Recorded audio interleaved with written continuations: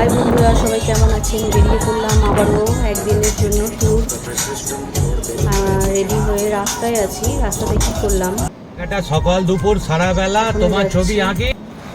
কোথায় যাচ্ছি দেখুন।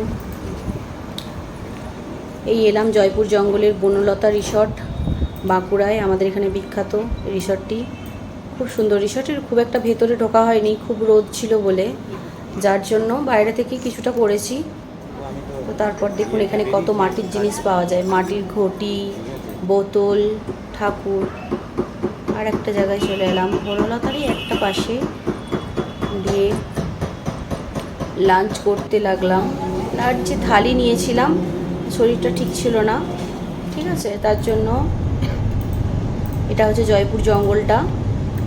জঙ্গলটা বিশাল লম্বা আর বড় বড় শাল সেগুন গাছে ভর্তি।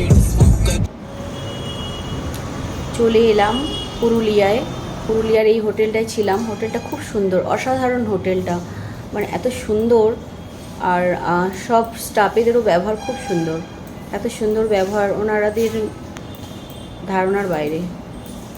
খুব সুন্দর দেখুন হোটেলটার রিসেপশনটা এত সুন্দর হলে রুমটা কত সুন্দর হবে। চলে এলাম রুমে, একটু রুম ট্যুর করিয়ে দিলাম হোটেলের। যদি ভালো লেগে থাকে এই হোটেলটায় আসবেন, যারা যারা পুরুলিয়া আছেন, যারা যারা বেড়াতে আসবেন, তারা এই হোটেলটায় থাকবেন। হোটেলটার সার্ভিস খুব ভালো। এটা হচ্ছে বাথরুম, এটা হচ্ছে ডাইনিং আছে। ডাইনিং থেকে একটা সুইমিং পুল আছে ছোট, এটা স্নান করা হয় না, জাস্ট গাছগুলোর জন্য শো।